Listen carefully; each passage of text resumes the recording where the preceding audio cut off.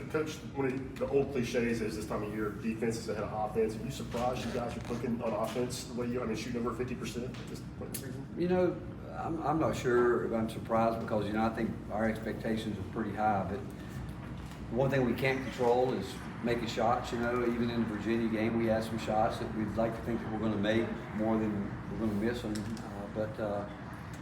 What we do know is that our defense has to be ready because you don't expect to be like we were making shots obviously in a great way in the first half against Baylor. Second half, not as much, and our defense let down. That was probably the most disappointing part about the trip is that, you know, we got beat in the second half at Baylor by 12 and got away from it. But offensively, we think that we've got guys that if they take the shots they practice, that we can be a good offensive team.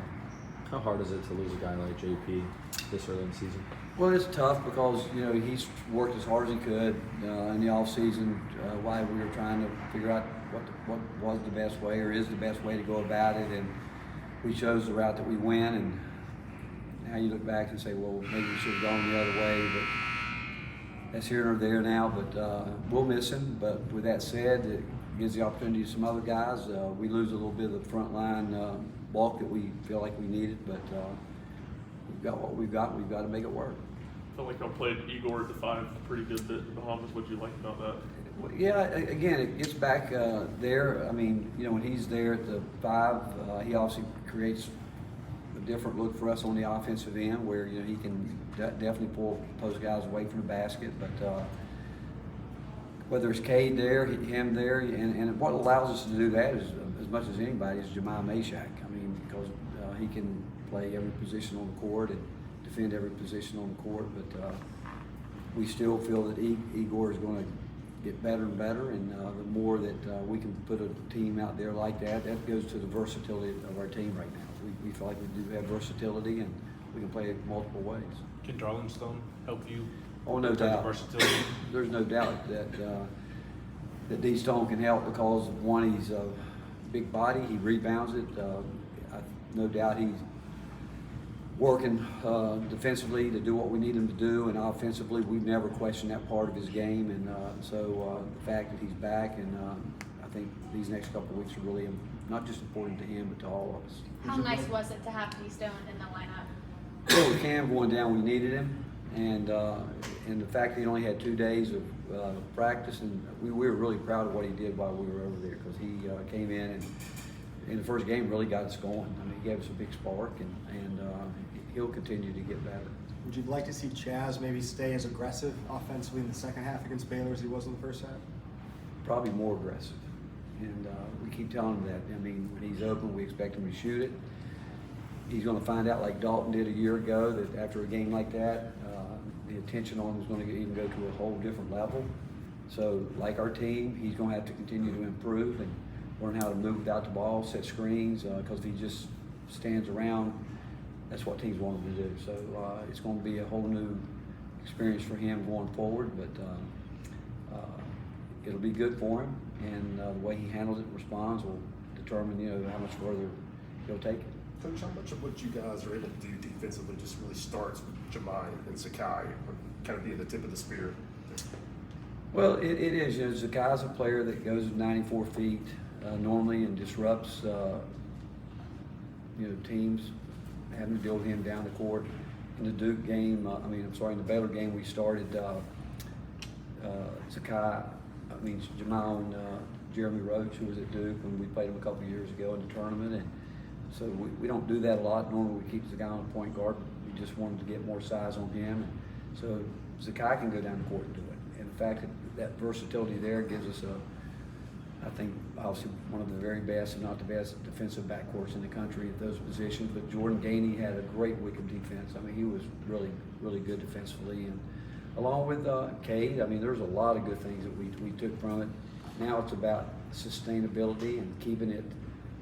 We didn't put it together like we should in the second half, but we had to adjust a little bit because of the lead and knowing that we had to maybe stretch it out a little bit more to guard the three-point line. But we can get better, and we've got to get more guys doing it, and we will. You have any concern over the numbers now that you're down 2 more guys? No, you know, we got, well, we started with 11 scholarship players, and now we're down to 10. And I think when Cam gets back at Christmas, I think we'll have as good a 10-man rotation that we've had since we've been here. How would you assess what Cade has given you at this point in the season? I go back with Cade and Felix. You know, those guys took I really, throughout the summer and the fall, I don't remember them ever coming off the court, and I think that work that they did against each other is going to pay off a lot for both of them. But Cade's just getting started as a player. The more he's out there, the better he's going to get, the more relaxed he's going to get. You'll see him start to improve on offense. Again, the more he can play. And as this team, they continue to get to know each other and know what they're looking for and looking for guys individually.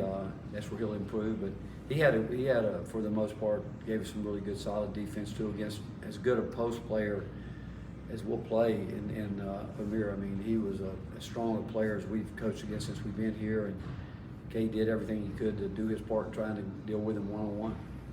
How does Zakai physically prepare himself to play 30-plus minutes every game and still pressure the entire game? I think it's a great talent. I think there's certain things. I mean, whether you want to call it, it's in his DNA, but I think playing hard is a talent, and not all players have it, obviously. And I think as coaches, if we could bottle that and give it to everybody, it'd be the first thing that we would do. But I think it goes back to who he is, the way he grew up, the way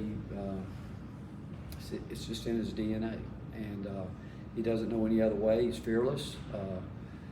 He's stubborn in a good way, and the fact that he's just out to prove everybody that he's better and do more than anybody thinks that he can, and he's hard on himself.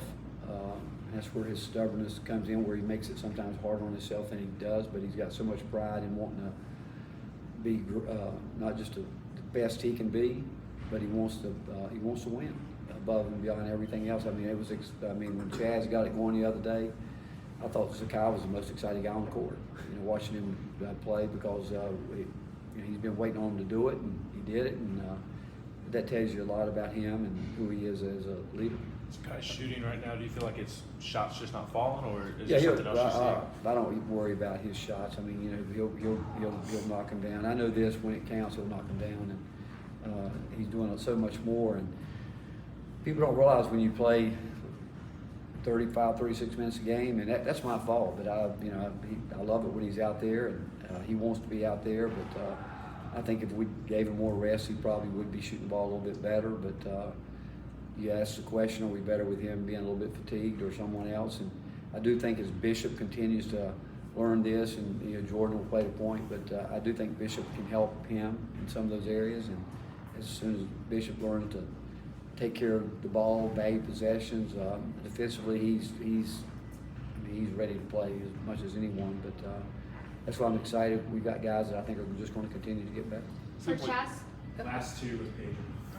Seems like Cade physically has been able to hold up really well at the 5 for his size, being a little more slender. Why do you think that is? Well, you can ask G. I mean, Cade's a lot stronger than he looks, and he's very athletic, and so I think that what he does and the way he attacks the weight room and all that, but he's stronger than he looks.